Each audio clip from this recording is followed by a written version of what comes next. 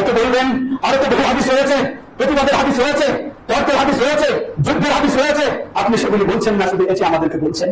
জবাব, আপনি পরিবেশ পরিস্থিতি একটু ভেবে দেখুন, আপনি কতটুকু লাভবান হতে পেরেছেন। সত্যি এটি কঠিন পরিস্থিতি আমরা অতিবাহিত করছি। কেউ এই প্রতি পরিস্থিতিতে শান্তি নেই, না শাসক না সাধারণ মানুষ, কেউ শান্তি নেই। আমরা এই দেশের মানুষ, এই দেশের নাগরিক, আমাদের সকলের দায়িত্ব, সকলের কর্তব্য শান্তি শৃঙ্খলা কিভাবে ফিরে আসে সেই পথে আমাদের অগ্রসর হওয়া সকলেরই নৈতিক দায়িত্ব, সকলেরই ইমানি দায়িত্ব, সকলেরই এই দেশের একজন অধিবাসী হিসাবে, নাগরিক হিসাবে সকলেরই সেই দায়িত্ব, অবশ্যই সেই ভূমিকা আপনাকে সাধ্য অনুযায়ী রাখতে হবে। আল্লাহ আমাদের সকলকে সেই শান্তির পথে চলা তৌফিক দান করুন। আমাদের এই ক্ষুদ্র ভূখণ্ডে আল্লাহ, এই মুসলিম অধ্যুষিত ভূখণ্ডে আল্লাহ আমাদেরকে শান্তি শৃঙ্খলার মাঝে থাকার তৌফিক দান করুন। সমাগত মুসলিমবৃন্দ, আমি একজন এই দেশের নাগরিক হিসাবে অধিকার বঞ্চিত হচ্ছি, আরো অনেক সমস্যায় রয়েছি ধরে নেন, তাহলে আমার করণীয় কি? আমি কি জ্বালাও করা শুরু করবো? আমি কি সবকিছু বিক্ষোভের মাধ্যমে ভাঙচুর ধ্বংস নষ্ট সবকিছু শুরু করবো? এটাই কি ইসলাম এলাও করে? এটাই কি ইসলাম বলে? কখনো কোনোদিন ইসলাম এটি বলে না। দেশের সম্পদ সংরক্ষণ করা প্রতিটি দেশের নাগরিকের একান্ত দায়িত্ব, এটি আমানত, এটি দায়িত্ব সংরক্ষণ করা। আপনি প্রতিবাদ করতে গিয়ে, আন্দোলন করতে গিয়ে সীমা লঙ্ঘন যদি করে ফেলেন, তাহলে আপনিও তো শান্তি নিয়ে আসতে পারবেন না, আপনিও তো শৃঙ্খলা নিয়ে আসতে পারবেন না, আপনিও তো কাঙ্ক্ষিত জায়গাতে পৌঁছতে পারবেন না। সুতরাং ইসলাম কতটা সুন্দর নিয়ম নীতি দিয়েছে, আমার কি দায়িত্ব একটু লক্ষ্য করুন। অসংখ্য বর্ণনা, তোমার শুধু নমুনা স্বরূপ বলছি। আল্লাহ রাসূল সাল্লাল্লাহু আলাইহি ওয়াসাল্লাম থেকে বর্ণিত সহিহুল বুখারী ও মুসলিমের হাদিস, আমাদেরকে রাসূলুল্লাহ সাল্লাল্লাহু আলাইহি ওয়াসাল্লাম বললেন, জেনে রাখো তুমি আমার পরে এমন এমন অবস্থা দেখবা, এমন এমন তোমাদের দায়িত্বশীল দেখবা, যারা কি আফারাতান, মানে তারা শুধু নিজের নিয়ে ব্যস্ত থাকবে, শুধু নিজকে সামলাতেই চেষ্টা করবে, নিজের অঞ্চল সংগ্রহ করবে, নিজের স্বার্থ শুধু দেখবে। আরো অনেক কিছু তোমরা পাবা, তোমরা কোনোটাকে ভালো হিসাবে মেনে নিতে পারবে না, কারণ সবটাই খারাপ, সবটাই ক্ষতিকারক, সবটাই কষ্টদায়ক, সবটাই বেদনাদায়ক, সবটাই আপনার স্বার্থ বিরোধী।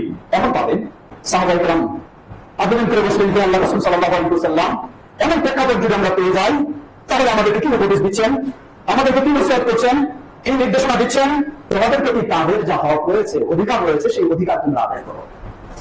মনে রাখবেন, এটা আমার কথা নয়, আপনার মনের সাথে যদি না মিলে আপনি বলবেন এগুলো কি শোনায়।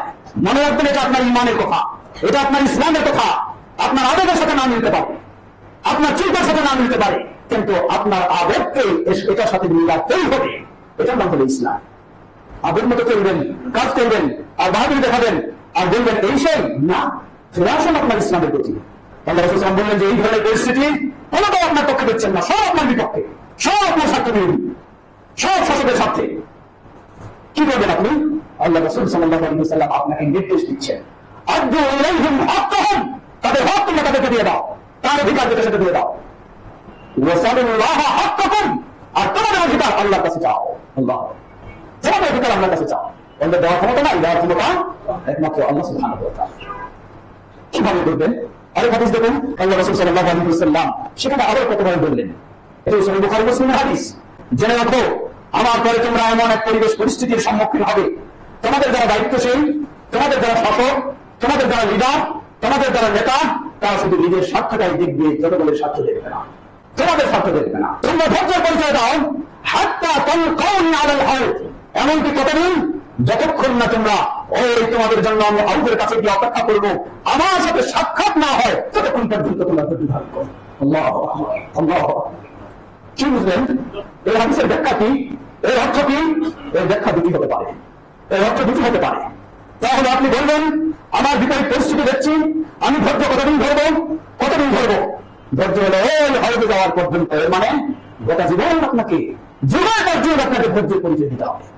দ্বিতীয় অর্থ সেটি হলো, আপনি যদি ধৈর্যের পরিচয় দেন, মানে রাসূল সাল্লাল্লাহু আলাইহি ওয়াসাল্লামের এই নির্দেশনা আপনি পালন করেন, তাহলে দুনিয়া জীবনে এই ধৈর্যের কারণে নির্যাতিত হলেও, নিষ্পেষিত হলেও, মজলুম হলেও, আখিরাতের জীবনে নবী মুহাম্মদ সাল্লাল্লাহু আলাইহি ওয়াসাল্লাম আপনার জন্য হাউজে কাউসারে অপেক্ষা করছেন, আপনি নবী সাল্লাল্লাহু আলাইহি ওয়াসাল্লামের সাথে সেখানে গিয়ে সাক্ষাৎ করে হাউজে পানি পান করার সৌভাগ্য লাভ করবেন। সুবহানাল্লাহ, আল্লাহু আকবার, আল্লাহু আকবার। দুনিয়ার জীবনটাকে এত বড় মনে করবেন না, দুনিয়াতে আপনার বড় নয়, আপনার বড় হলো আখিরাত, আপনার বড় হলো জান্নাত, আপনার বড় হলো আল্লাহর সন্তুষ্টি, আপনার বড় হলো মুহাম্মদ সাল্লাল্লাহু আলাইহি ওয়াসাল্লামের পথে আপনি চলবেন। এটা আমার কথা নয়, মুহাম্মদ সাল্লাল্লাহু আলাইহি ওয়াসাল্লামের নির্দেশ। হাদিস সহিহ বুখারী মুসলিম। হয়তো বলবেন আরো তো বহু হাদিস রয়েছে, প্রতিবাদের হাদিস রয়েছে, তর্কের হাদিস রয়েছে, যুদ্ধের হাদিস রয়েছে, আপনি সেগুলি বলছেন না, শুধু এটি আমাদেরকে বলছেন। জবাব, আপনি পরিবেশ পরিস্থিতি একটু ভেবে দেখুন, আপনি কতটুকু লাভবান হতে পেরেছেন, আপনি কতটুকু উপকৃত হয়েছেন, একটু ভাবার চেষ্টা করুন।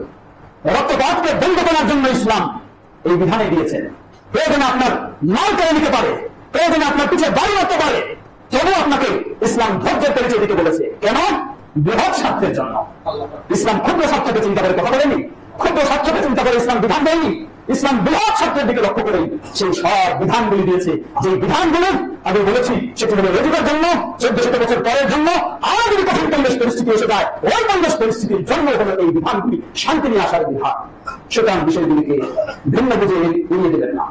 আল্লাহ আমাদের বোঝার তৌফিক দান করুন। আপনার প্রেক্ষাপট আর হাদিস 1400 বছর আগে, বুঝবেন যে আপনি যে জিনিসটা অনুভব করছেন ওই পরিস্থিতিটাই প্রশ্ন করা হয়েছে। সাহাবী প্রশ্ন করলেন যে আল্লাহ রাসূল সাল্লাল্লাহু আলাইহি ওয়াসাল্লাম, হে আল্লাহর নবী, আর আইতা আপনি কি মতামত দিচ্ছেন, আপনি কি নির্দেশনা দিচ্ছেন? ইন কামাত আলাইনা হুমারা, আমাদের শাসকরা যদি এমন হয়ে যায়, ইয়াসআলুনা হাক্কাহুম, আমাদের কাছে তাদের অধিকার দাবি করে, ইয়ামনাউনা হাক্কানা, কিন্তু আমাদের অধিকার তারা দেয় না, আমাদের অধিকার থেকে বঞ্চিত করা আমাদেরকে করে। এমনটা যদি হয়ে যায় আমাদের শাসকরা, সমাজ জানলো না, আপনি আমাদেরকে কি উপদেশ দিচ্ছেন, কি নসিহত করছেন, কি নির্দেশনা দিচ্ছেন? বললেন তোমরা, তারা তাদের হক চায়, তোমাদের হক দিচ্ছে না, এরপরে তোমরা এটা মেনে নাও, তাদের কথা শৃঙ্খলা মেনে নাও। কারণ দুনিয়ার আদালতেই তো শেষ নয়, আল্লাহর আদালত রয়েছে।